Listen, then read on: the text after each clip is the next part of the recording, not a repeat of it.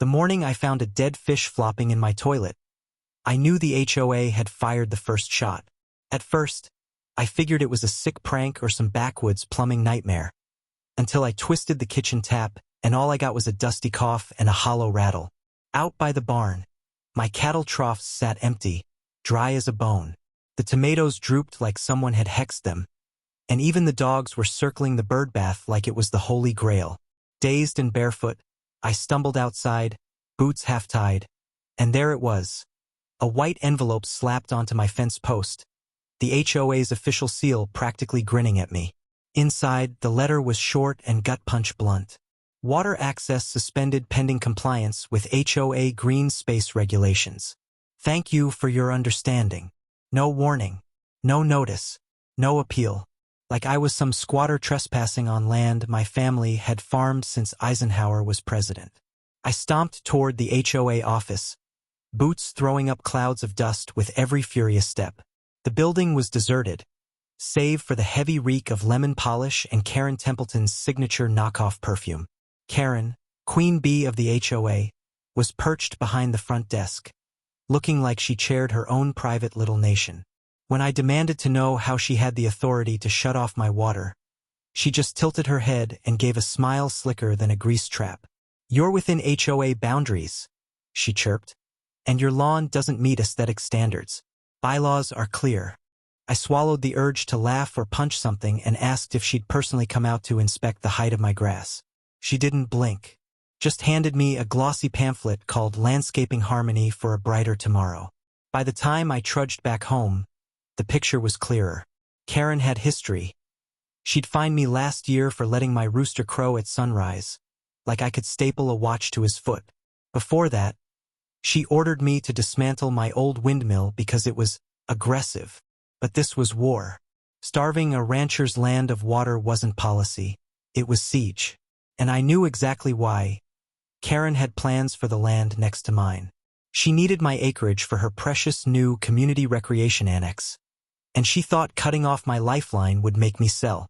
She didn't count on how stubborn I could be. I called Curtis, old buddy, occasional anarchist, and full-time solar genius, who still owed me for pulling his pickup out of a frozen ditch in '99. When I explained, he let out a low whistle. Well, hell, Wade. Time to pull the sun out of the sky and stick it to him. That night, we scrawled a plan across the back of a feed sack. Solar panels, underground piping, rain catchment, private irrigation systems, all perfectly legal, all invisible to the HOA's jurisdiction. We started digging that same night, fueled by headlamps and cheap beer. My barn became mission control. Trenches carved into the soil, pipes laid under innocent flower beds. Every letter the HOA sent, every drone they flew overhead, I just smiled and waved, playing the fool while building my freedom.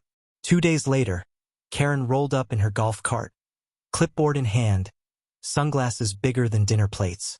She poked around like a bloodhound sniffing for crime, then asked if I was finally ready to cooperate. I handed her a fake blueprint drawn in crayon, promising bird baths and regulation shrubs. She beamed like she'd cracked a terrorist cell and zoomed off, leaving a trail of smug in her wake. Meanwhile, the real system was almost ready. By the next week, my solar pump would be humming, pulling fresh water straight from the aquifer to my crops and troughs. No HOA pipes, no HOA power. And the best part? I'd learned the HOA didn't even own their water rights. They leased them. Lease was almost up. I'd already placed a quiet little bid on it. Sometimes revenge doesn't need noise, just patience and a well-timed valve turn. The next morning, I wandered my fields, coffee in hand, watching the sun gleam off my brand new solar rig. Troughs filled. Tomatoes stood proud again. The air was clean and sharp, and for the first time in weeks, I felt at peace. In the distance, I spotted a cluster of HOA board members huddled around their parched community garden, fanning themselves, muttering, clueless. I raised my mug in a silent toast. They tried to starve me out. Instead, they taught me how to thrive without them. The game had changed, and this time I held the winning hand. I leaned against the fence post, letting her stew in her own curiosity. "Not construction," I said easily. "Just some improvements. All permitted." all compliant. She tapped her clipboard with a manicured nail, lips pursed like she'd sucked on a lemon. We'll need to inspect it. HOA regulations allow for reasonable visual assessments. I smiled slow, the kind of smile that made bulls square up before a charge. Funny thing, Kerren. This land's classified agricultural, not residential. Your HOA powers stop at the end of that paved road. She opened her mouth, then snapped it shut, realizing she didn't have a leg to stand on. Not legally, not practically. I'll be consulting with the board, she said instead, spinning on her heel so fast her visor nearly flew off. I watched her march back up the drive, her clipboard bobbing with every furious step. It was almost funny, if it wasn't so pathetic. She was used to everyone folding, used to fear being her currency. But me, I built my own bank. By the end of that week, the tanks were full, the crops greener than ever, and the cattle looked ready to pose for a feed catalog. My power bill was non-existent. My water was clean, cold, and mine. Every sunset over the panels felt like a second victory lap. Word started spreading around the neighborhood, too. Folks whose lawns were browning under HOA-mandated rationing noticed how my land thrived. A few stopped by under the pretense of asking about feed or fertilizer but left with a gleam in their eye. I gave them some advice, sure, and pointed them in Curtis's direction if they asked the right questions. By the time Kerren realized the tide was turning, it was too late. The real blow came 6 weeks later. A certified letter arrived at HOA headquarters, confirming the transfer of the aquifer lease. Effective immediately, the water rights below my property, and by extension a good chunk of what the HOA relied on, now belonged to me. Kerren called an emergency meeting that night. I didn't attend. I sat on my porch instead, feet kicked up, coffee in hand, watching the sun melt into the hills. I didn't need their water, but now they might need mine. I kept a straight face through it all, sipping iced tea under the porch overhang and tipping my hat now and then like some museum exhibit they didn't quite know how to handle. Meanwhile, Kerren fluttered around in her pastel jumpsuit and sun visor, pretending she wasn't sweating bullets underneath that spray tan. By 2 o'clock, the mayor showed up, predictable as a rooster at dawn. He had a smile a mile wide and a camera crew trailing behind him like ducklings after breadcrumbs. Kerren practically sprinted to greet him, grabbing his arm and dragging him toward the main attractions, which, of course, meant my land. I let them parade around, let them snap their pictures and eat their store-bought pies. Let Kerren give her syrupy speeches about community cooperation and bridging divides. She never once mentioned how she'd tried to bleed me dry just a few months before. But karma has a funny sense of timing. It started small, a couple of residents muttering about the bathrooms. The HOA had splurged on some fancy portable restroom trailers, but someone forgot to factor in the Texas heat and the fact that when 300 people drink lemonade all day, eventually someone's going to need to wash their hands. The trailers were dry, completely bone dry. Kerren brushed it off, blaming a scheduling mix-up with the vendor. But then the sprinkler systems sputtered to a halt. The neatly manicured gardens around the common house started to droop like a wilted corsage. Kerren fiddled with her phone, jabbing the HOA's smart irrigation app, but the system wouldn't respond. Then someone tried the sink in the refreshment tent. Same story, dry pipes. The murmur started to spread. A low, uneasy buzz under the twinkling lights and canned country music. By 3 o'clock, the festival was starting to feel less like a celebration and more like a funeral reception. That's when I made my move. I moseyed over to a small knot of board members and the mayor, iced tea still in hand. Trouble with the water? I asked real casual. Kerren shot me a glare that could have curdled milk. We're handling it, she said through gritted teeth. The mayor, wiping sweat off his forehead, looked desperate for solutions. Is there anything we can do? He asked. I tipped my hat. Well, funny you should ask. I happen to have a fully independent solar-powered water system set up.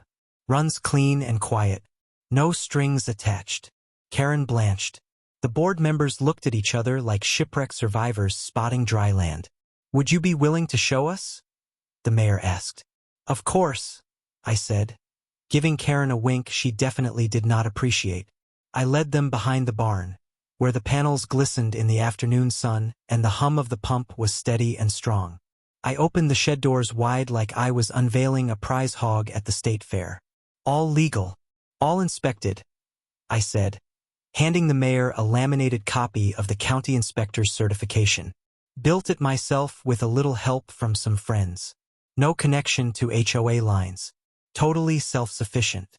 They peppered me with questions, efficiency rates, scalability, hookup potential, while Kerren stood there like she was chewing on a mouthful of lemons. At some point, someone even asked if I'd consider supplying water for future community events, at fair market value, of course. I smiled real polite. I'd be happy to discuss terms, I said. That was when Kerren snapped. This is sabotage, she shouted, storming up to me. You're humiliating me in front of the mayor, in front of the whole community.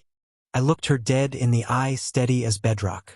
No, Kerren, I'm surviving. You cut off my water. I adapted. You needed my land for your little party, and I agreed. But I never agreed to fix your messes for free. The mayor looked between us, frowning hard now. Is it true? He asked Kerren, voice sharp. Did the HOA really cut off his water access without a hearing? Kerren stumbled through some excuse about landscaping violations and neighborhood standards, but nobody was buying it. The crowd that had gathered to watch wasn't even trying to be subtle anymore. Heads were shaking, whispers were flying, and just like that, the narrative changed. Kerren wasn't the benevolent queen of the HOA anymore. She was the tyrant who had tried to squeeze a neighbor dry for daring to be independent. And me? I was just the cowboy who decided to dig a little deeper and found freedom at the bottom of the well. By the time we got back to the festival grounds, the mood had shifted. The kids were still running around, blissfully unaware, but the adults were restless, eyeing the drooping flower beds, the dusty air where sprinklers should have been misting, the porta-potties that smelled like a warning sign. Kerren grabbed the mic near the bandstand, tapping it hard enough to squeal. Everyone, minor technical difficulties, but the festivities are going strong. Her voice cracked a little on the word strong. I tipped my hat lower to hide my grin. The mayor pulled one of the board members aside, talking in low, serious tones. Another board member, the one who usually just nodded along at meetings, suddenly found his voice, asking loud enough for nearby residents to hear. Why weren't there backup water systems in place? Kerren stammered something about budget constraints, but now it was like blood in the water. Questions flew. Who signed off on the logistics? Why hadn't they inspected the plumbing last week like they were supposed to? Hadn't there been warnings about the HOA pipes aging out years ago? Somebody, bless them, pulled out their phone and started reading off old HOA meeting minutes where maintenance budgets had been quietly slashed, while community beautification projects like flower walls and brand new HOA board office chairs had sailed through without debate. Kerren looked like she was about 2 seconds from fainting. I caught the mayor's eye and gave him a polite, "I'm just a humble rancher" nod. He nodded back, a little too eagerly. By dusk, the festival had the atmosphere of a wake. People packed up early. The band quietly cut their set short. Parents grumbled as they loaded sticky, sunburned kids into overheated cars.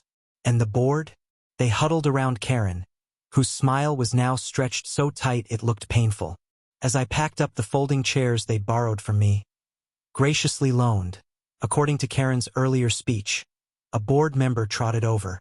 "Would you," he asked carefully, "consider attending the next HOA meeting? We'd appreciate your input." I wiped my hands on a rag and smiled, all neighborly-like. "I'd be honored," I said. He left looking relieved. Kerren watched from a distance, stiff as a weather vane in a hurricane. Later that night, when the last golf cart rattled away and the floodlights blinked off, I walked the fence line. The cows were asleep, the air was still, and the stars hung low and heavy. In the barn, next to my grandfather's saddle and that framed letter Kerren had so proudly signed, I tacked up something new, a glossy photo from the day's festivities. Kerren standing next to the mayor, smiling through gritted teeth, while I shook the mayor's hand in front of the solar shed. The picture's worth 1,000 words. And some debts, it turns out, collect themselves. Turns out, Kerren had been skimming water for years. Not just a garden hose here and there, full irrigation lines, topping off her private koi pond, running her home's outdoor kitchen, and misting systems straight off the HOA dime, all while preaching conservation at board meetings and fining residents for excessive lawn watering. The audit team dug in like bloodhounds. Every shady invoice, every sweetheart contractor deal, every unapproved upgrade. It all floated to the surface like dead fish in a poisoned pond. The next HOA meeting wasn't an emergency one. It was a reckoning. The clubhouse was packed wall to wall, standing room only. Even folks who hadn't been to a meeting in years showed up, clutching printouts, screenshots, and long simmering grievances. Kerren tried to open with her usual gavel banging and agenda shuffling. But this time, nobody played along. A quiet, gray-haired man from Lot 17, the kind of guy Kerren usually bulldozed without blinking, stood up and calmly motioned for her removal as board president pending the investigation. Seconded. Voted. Passed. Just like that. Kerren sputtered, threatening lawsuits and warning that the real criminals were still out there. But the room had already turned away. Her voice got smaller and smaller until it sounded like just another bad speaker in a busted PA system. By the time she finally stormed out, face red and posture stiff, the room actually felt lighter, like somebody had opened a window after years of stale air. Afterward, a few neighbors lingered, quietly picking up folding chairs, reintroducing themselves to each other, talking about setting up real transparency policies, maybe even rotating board leadership every year. Somebody even suggested starting a co-op for water resources, with me as the first advisor. I just smiled and listened. The real victory wasn't humiliating Kerren, though I can't say it wasn't a nice bonus. The real victory was watching a bunch of people remember they had a say in their own lives. Watching a hollow kingdom fall not because someone kicked it over, but because the foundation had rotted from within. That night, sitting on the porch with Curtis and a couple of cold beers, we watched the stars come out slow and steady. "Think she'll move?" Curtis asked, tipping his hat back. "Maybe," I said, "but it doesn't matter. She already lost." He raised his bottle in a lazy salute. "To quiet revolutions." I clinked mine against his and grinned into the dark. "To watering the right seeds." The audit revealed everything. Unauthorized rerouting, unapproved renovations, funds designated for infrastructure repairs that had mysteriously disappeared, and a garden renovation project tied to an invoice from a non-existent landscaping company. Worst of all was the manipulation of water access, a pattern that systematically disadvantaged homes not in line with Kerren's policies. The board was in shock. The treasurer resigned first, citing stress and health issues, followed by 2 other members. Kerren, of course, tried to frame it as a political attack, calling it a witch hunt, but the facts were irrefutable. The audit report was shared at a public meeting, where the mayor himself came to read the findings. I sat in the back of the room, arms folded, watching Kerren's empire slowly crumble. When the mayor reached the part about the siphoned water line, the room went dead silent. Then, someone near the front muttered, "You mean we paid for her koi pond?" Kerren stood up, flushed, trying to explain it away. She claimed the line had been installed years ago, and she didn't know it was pulling from community water. But the receipts told a different story. Her signature was on the work order, her name on the check.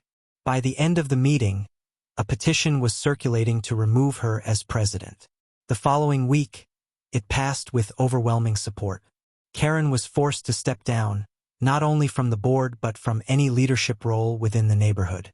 Just like that, the woman who once controlled the water to 100 homes found herself powerless.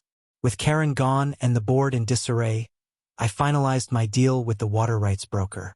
The lease was mine now, secured for the next decade, with options to renew. I wasn't interested in amassing power but in fairness. I met with a few reasonable neighbors and proposed a simple solution. I would provide water access at cost to anyone who wanted to leave the HOA grid. No politics, no games, just water, solar-powered, and free of regulation. Some signed up right away, others took their time, but the message was clear. They trusted me more than the board. One evening, as I walked the pasture to check the irrigation, I saw Kerren's car slowly passing my property. She didn't stop, didn't wave, just looked. Her yard was dry.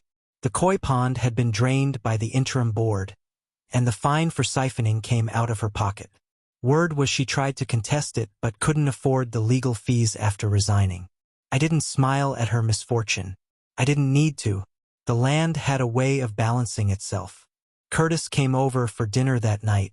We grilled steaks, drank cold beers, and joked about how a solar pump had sparked a community revolution. He pointed to the humming pump station and asked, "You think it'll hold up through summer?" I nodded. "It's built better than most of the HOA bylaws," I said. He raised his bottle. "To water wars and quiet victories." I clinked my glass to his. "To sunlight and good timing." That night, the stars were brighter than usual. Maybe because Kerren's porch lights no longer flickered through the neighborhood. Maybe because the air felt lighter without the tension that had hung over it for so long. I sat on the porch long after Curtis left, listening to the faint sound of water running through the pipes beneath my land. It wasn't just water anymore, it was proof. Proof that when they tried to choke me out, I found a deeper well. Proof that silence and strategy beat noise and control every time. And proof that the only power worth having is the kind that lets others thrive beside you, not beneath you.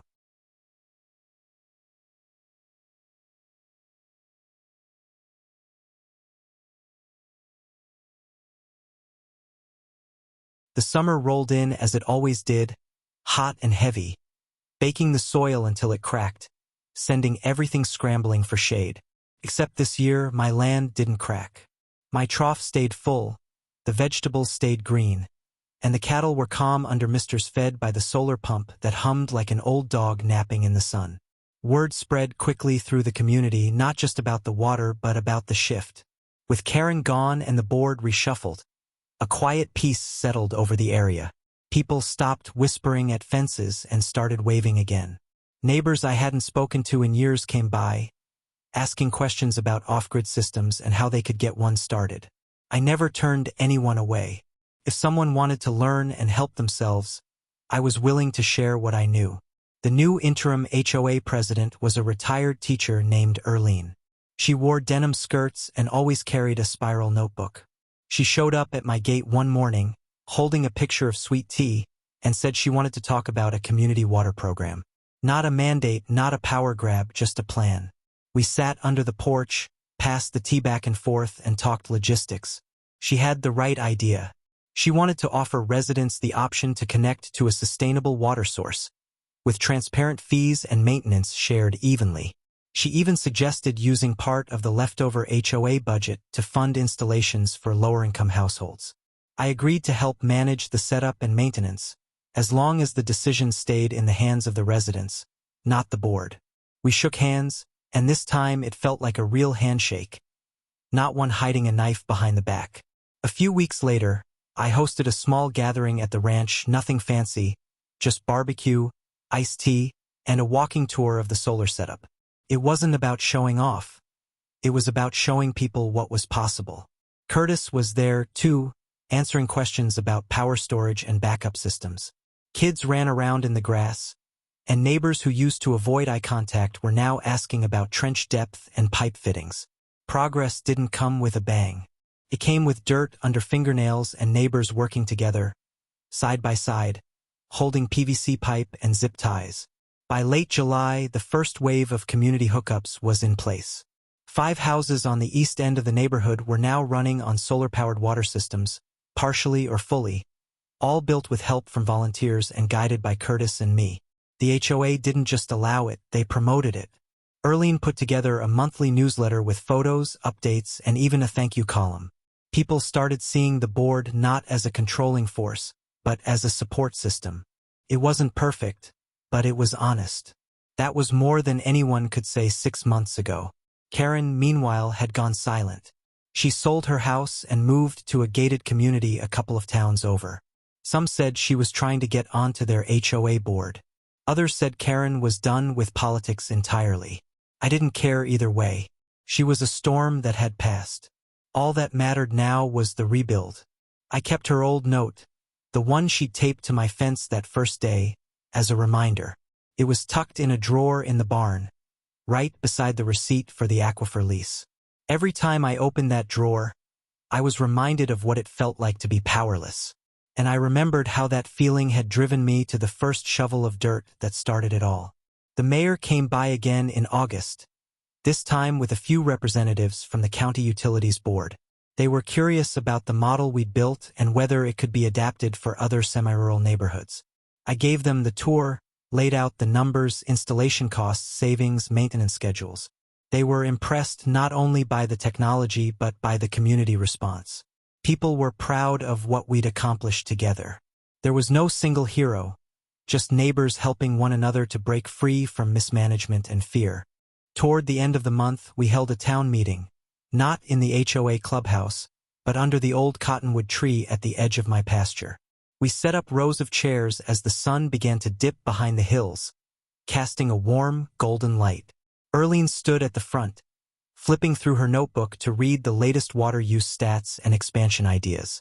Then she passed the microphone to me. I'm not much for speeches, but I felt this moment deserved one. I kept it short. I told them that I hadn't set out to fight anyone. I just wanted to water my land without fear of punishment. But sometimes, when people push you too far, you have to dig deep, and sometimes quite literally, and find your own supply. I said what we had done wasn't just about pipes or pumps. It was about taking back control, not through revenge, but through independence. I thanked Curtis, Erlene, and every neighbor who had come with a shovel, a question, or just a word of encouragement. And I told them the same thing I'd been telling myself every morning since that first strange day when I found a fish flopping out of my toilet. When they cut off your supply, I said, you build your own source. Afterward, we lit a bonfire and let the kids toast marshmallows while the adults swapped stories. The sky grew dark and quiet, except for the occasional hiss of sparks. Curtis sat beside me with a paper plate full of ribs. He leaned over and said, you ever think we'd end up running a grassroots water revolution? I chuckled and said, I just wanted my tomatoes to stop dying. He raised his rib like a toast and grinned. Mission accomplished. That night, after everyone had gone home and the fire had burned down to embers, I walked the property one last time. The solar panels caught just enough moonlight to glow faintly, and the pump whispered softly beneath the surface, doing its job without complaint. I looked out over the land, not just at what was growing, but at what had taken root in the people around me. It wasn't revenge that made all this happen. It was resilience.